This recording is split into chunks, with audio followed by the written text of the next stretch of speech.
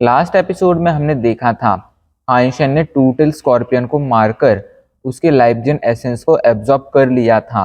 साथ ही साथ उसके अंडे को भी कंज्यूम कर लिया था, जिससे अभी के लिए उसके पास लगभग 34 सुपर जीन पॉइंट्स आ चुके थे।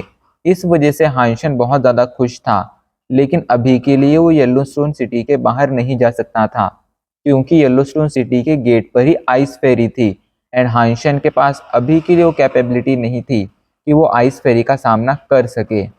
अब आगे यही सोचकर हाइशन डिसाइड करता है कि वो रोका प्लेनेट लौटेगा।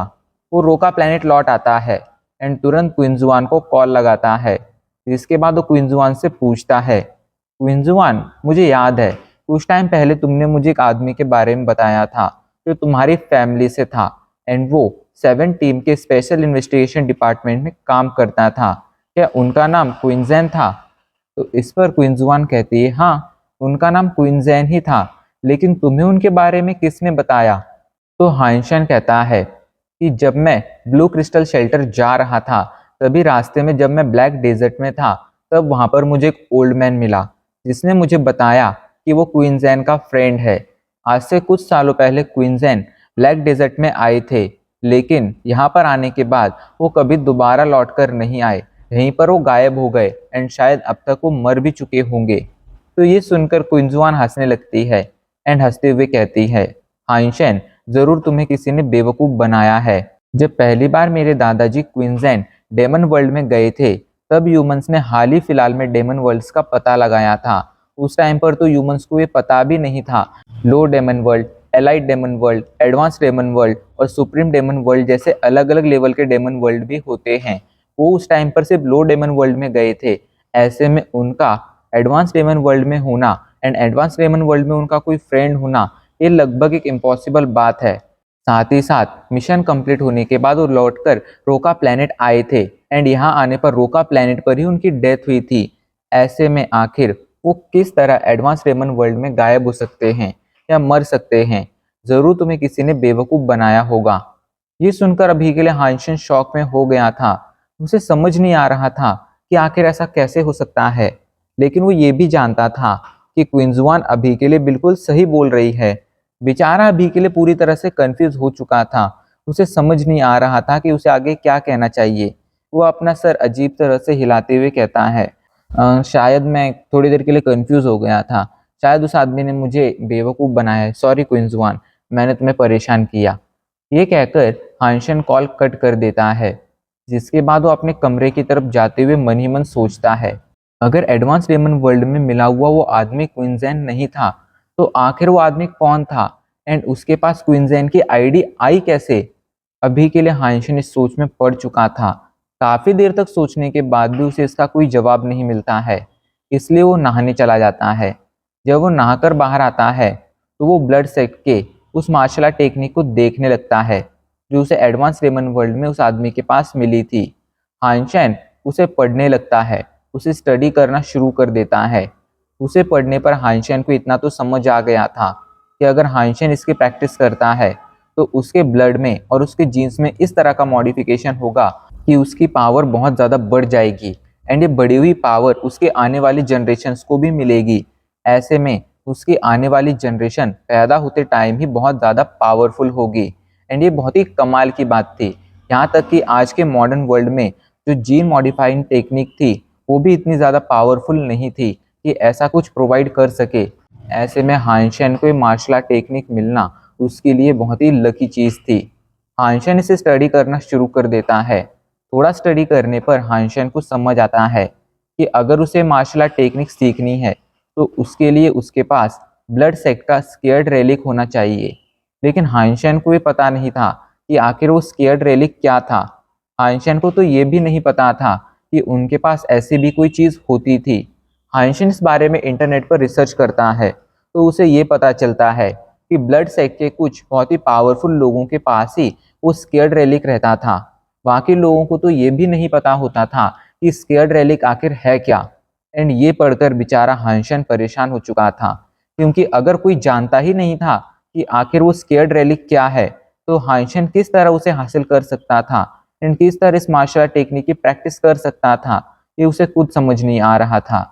हानशन इस बारे में सोच ही रहा था, तभी दरवाजे पर नॉक होती है। हानशन जल्दी से जाकर दरवाजा खोलता है। उसके सामने यानरन खड़ी हुई थी। हानशन यानरन को देखते ही कहता है, माय कैप्टन, सब ठीक तो है? आखिर ऐसा क्या हुआ है जो आपने यहाँ तक आने का कष्ट उठाया? तो इस पर यानरन कहती है, हानशन, मेरे दादाजी तुमसे मिलना चाहते हैं। ये सुनकर हानशन शॉक हो जाता है एंड उससे अजीब तरह से पूछता है, तुम्हारे दादाजी मिलना चाहते हैं मुझसे? लेकिन क्यों? आखिर क्या हुआ? तो इस पर यानरन कुछ नहीं कहती है एंड वहां से भागकर चली जाती है। हानशन उसके पीछे जाने लगता है, लेकिन वो उसे रोक नहीं पाता है। तभी रास्ते में उसकी मुलाकात एने से हो जाती है, जो वहां पर यानरन के साथ ही आई थी, लेकिन वो थोड़ी दूर खड़ी हुई थी। एने उसे देखकर कहती है, मुझे सच में कभी कभी एनरन के लिए बहुत ज़्यादा बुरा लगता है कि दुनिया में इतने सारे अच्छे लड़के होने के बावजूद उसने तुम जैसे गधे को चुना है। तो ये सुनकर हाइंशन उसे घूरते हुए कहता है, आखिर तुम कहना क्या चाहती हो? साफ साफ कहो। तो इस पर एने उसे अजीब तरह से घूरते हुए कहती है, भाई, तुम इतने टाइम से उसके साथ हो, लेकिन अब तक तुमने उसे प्रपोज नहीं किया है। क्या ये सही बात है? यहाँ तक कि जहाँ तक मुझे पता है, तुमने तो उसे आज तक कभी प्रपोज ही नहीं किया है। क्या तुम सच में उसके और तुम्हारे रिलेशनशिप के लिए सीरियस हो? अगर हाँ, तो तुमने आज तक उसे प्रपोज क्यों नहीं किया है? क्या तुम इस चीज का वेट कर रहे हो कि यैंडन आकर तुम्हें प्रपोज करेगी? एंड ये सुनकर बेचारा हानशन अभी के लिए अपना सर खुजाने लगता है। उसे अब याद आता है कि सच में उसने कभी भी एनरन को प्रपोज ही नहीं किया था। यहाँ तक कि जब वो लोग ब्लैक हॉक मिलिट्री स्कूल में थे, तब भी हानशन ने उसे प्रपोज नहीं किया था। वो लोग कैसे गर्लफ्रेंड बॉयफ्रेंड बन गए थे कि उन दोनों को खुद समझ नहीं आया था। शादी के लिए तो छोड़ो, हानशन ने आज तक उसे गर्लफ्रेंड बनने के लिए तक प्रपोज नहीं किया था। यही सोचकर अभी के लिए हानशन अपना सिर हिलाने लगता है। उसे स्टार्टिंग में लग रहा था कि उसके पास अभी बहुत टाइम है इन चीज़ों के बारे में सोचने के लिए, लेकिन अब उसे रियलाइज होने लगा था कि सच में उसके पास बहुत ही कम टाइम है एंड उसे अपना टाइम वेस्ट नहीं करना चाहिए। उसे जल्द से जल्द यानरैन को प्रपोज कर देना चाहिए। ये समझ में आते ही हानशन जल्दी से एने को थैंक यू बोलता है एंड सोच में पड़ जाता है कि आखिर वो किस तरह यानरैन को शादी के लिए प्रपोज कर सकता है। वो काफ़ी सारे रास्ते सोचता है, लेकिन उसे एक भी रास्ता पसंद नहीं आता है। फाइनली बहुत ज़्यादा सोचने के बाद वो एक तरीका डिसाइड करता है जिससे वो यानरैन को प्रपोज करेगा। अगले दिन ही हानशन यानरैन को डिनर के लिए इनवाइट करता है। उसने यानरैन को डिनर के लिए अपने कमरे में बुलाया था। यानरैन भी तुरंत मान जाती है, क्योंकि उसके लिए हानशन के साथ डिनर करना कोई बहुत ही अजीब चीज़ नहीं थी, उल्टा ये तो बहुत ही नॉर्मल चीज़ थी। अगली रात यानरैन हानशन के कमरे में आ जाती है। जब वो बुक पढ़ रही थी, तभी हानशन उसके लिए कुछ केक्स बेक कर कर लेकर आता है। यानरैन को अभी के लिए समझ नहीं आ रहा था कि आखिर हानशन ने शेफ के कपड़े क्यों पहन रखे हैं। एक्चुअल में उसने शेफ के नहीं बल्कि वेटर के कपड़े पहन रखे थे। वो इस बारे में हानशन से पूछना चाहती थी, पर तभी हानशन उसे वो केक्स दिखाता है एंड कहता है, यानरैन, मैंने तुम्हारे लिए केक्स बेक किए हैं। ये सुनकर यानरैन खुशी से उन केक्स को देखने लगती है। वो जानती थी कि हानशन को कुकिंग आती है, लेकिन उसे ये नहीं पता था कि हानशन केक्स भी बेक कर सकता है। खैर, अब वो एक के बाद एक केक टेस्ट करना शुरू कर देती है। हानशन उसे जल्दी से एक हार्ट शेप का केक ऑफर करता है, लेकिन यानरैन उसे नहीं खाती है, बल्कि वो वहाँ मौजूद टर्टल शेप के केक को खाना शुरू कर देती है एंड हानशन से कहती है, आखिर तुम यहाँ पर क्यों खड़े हो? जाओ, तुम्हें तो अभी के लिए हमारे लिए डिनर भी कुक करना है। तो इस पर हानशन बस अजीब तरह से मुस्कुराता है एंड वहाँ से किचन के अंदर आ जाता है। वो अभी के लिए किचन के गेट पर था एंड चुपकर यानरैन को केक्स खाते देख रहा था। वो बार बार मन ही मन कह रहा था, यानरैन, हार्ट शेप का केक पिक करो, यानरैन, हार्ट शेप का केक पिक करो। हानशन ऐसा इसलिए कह रहा था क्योंकि हार्ट शेप के केक में उसने एक रिंग छिपाई थी, जिससे वो यानरैन को प्रपोज करना चाहता था। इधर यानरैन अभी के लिए बुक पढ़ते हुए केक खाती जा रही थी। वो ध्यान भी नहीं दे रही थी कि वो कौन सा केक खा रही है एंड बेचारा हानशन ये देखकर लगातार परेशान होता जा रहा था। उसका फ्रस्ट्रेशन से अभी के लिए दिमाग खराब हो चुका था। वो अजीब अजीब सी हरकतें करने लगा था, जिससे यानरैन को समझ आ जाता है कि हानशन उसे छिपकर देख रहा है। वो जल्दी से आकर किचन का दरवाजा खोल देती है एंड उससे कहती है, आखिर तुम क्या कर रहे हो? तो इस पर हानशन किसी तरह सिचुएशन को संभालता है और यान रैन को हार्ट शेप का केक ऑफर करते हुए कहता है, तुम जल्दी से इसे खाओ। लेकिन यान रैन कहती है, मेरा पेट भर चुका है, मैं अब और नहीं खा सकती हूँ। पर हानशेन के थोड़ा फोर्स करने पर हानशेन थोड़ा सा वो केक खा लेती है। लेकिन तभी यान रैन देखती है कि हानशेन बहुत अजीब तरह से बिहेव कर रहा है, इसलिए उसे ऐसा लगता है कि हानशेन उसे किस करना चाहता है। एंड यही सोचकर वो खुद जाकर हानशेन को किस करना शुरू कर देती है। एंड वो लोग काफी देर तक किस करते रहते हैं। पर तभी हानशेन कुछ ऐसा बोलता है जो उसे नहीं बोलना चाहिए था। एंड गुस्से में यान रैन उसे लात मारकर बेड से नीचे फेंक देती है। हानशेन जल्दी से नीचे आकर उस हार्ट शेप के केक में से वो रिंग निकालता है एंड यान रैन को वो रिंग ऑफर करते हुए कहता है, क्या तुम मुझसे शादी करोगी?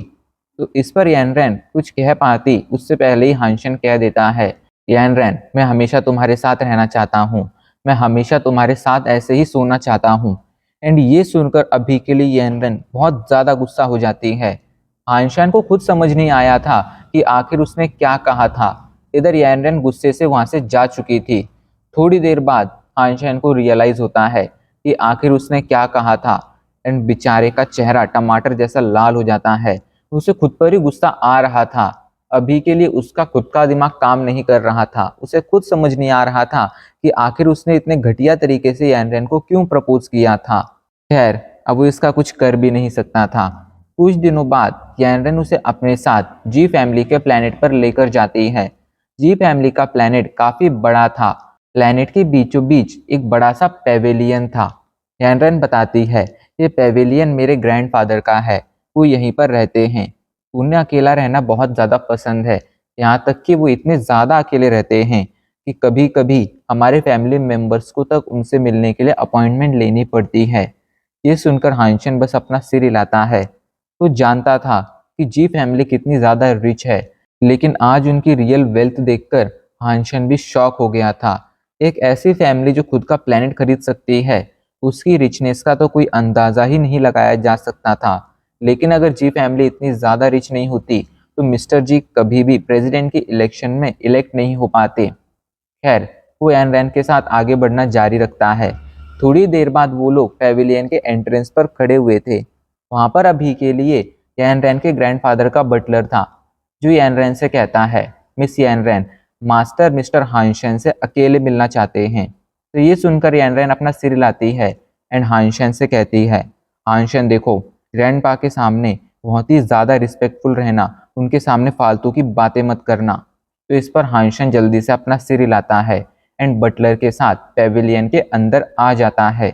हानशेन रास्ते में पूरे पेविलियन को देखता जा रहा था। सच में वो जगह काफ़ी ज़्यादा शांत थी। एंड एक ऐसा इंसान जिसने अपनी पूरी लाइफ जी ली हो एंड लाइफ के एंड मोमेंट पर उसे शांति चाहिए हो, उसके लिए जगह बिल्कुल सही थी। उनके पास पहुंचने के बाद बटलर कहता है, मास्टर मिस्टर हानशेन आ चुके हैं। जल्दी से हानशेन ग्रैंडपा को ग्रीट करता है। इधर वो बटलर वहां से चला जाता है।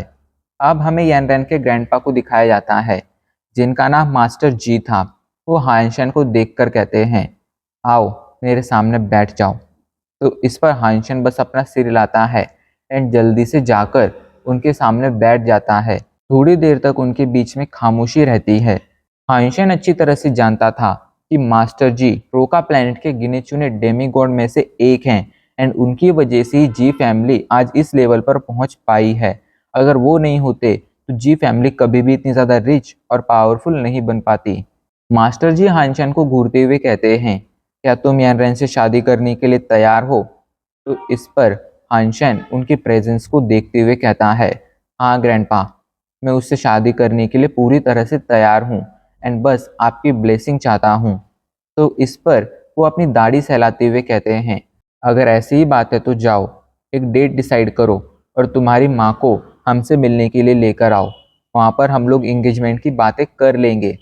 तो इस पर हानशेन अपना सिर हिला देता है एंड वहाँ से जाने लगता है। उसे समझ नहीं आया था कि आखिर इतने छोटे से कन्वर्सेशन के लिए उसे यहाँ पर क्यों लाया गया था। उसने और ग्रैंडपा ने कुछ खास बातें नहीं की थी।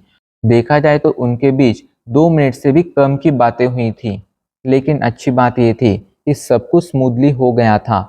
इधर हानशेन के वहाँ से जाने के बाद वहाँ पर यान रैन के मम्मी पापा आते हैं। यान रैन के फादर ग्रैंडपा को देखते हुए कहते हैं, आपका इस लड़के के बारे में क्या सोचना है? तो इस पर ग्रैंडपा कहते हैं, ये लड़का काफ़ी ज़्यादा शांत है एंड इसके अंदर बहुत ही ज़्यादा कैपेबिलिटी है, ये फ्यूचर में बहुत ही ज़्यादा ग्रो करेगा। तभी यान रैन की माँ कहती है, लेकिन इसका बैकग्राउंड बहुत ही वीक है, तो क्या हमें इससे अपनी यान रैन का रिश्ता करना चाहिए? तो इस पर ग्रैंडपा कहते हैं, अगर उसका बैकग्राउंड वीक है भी तो भी ये मैटर नहीं करता है। शादी के बाद हम उसे जी फैमिली का हिस्सा बना लेंगे, जिससे उसे एक पावरफुल बैकग्राउंड मिल जाएगा। तो इस पर यान रैन की माँ अपना सिर हिला देती है, उसे इस बात से कोई प्रॉब्लम नहीं थी। एंड अब इसी के साथ हमारा एपिसोड आज यहीं पर ख़त्म हो जाता है।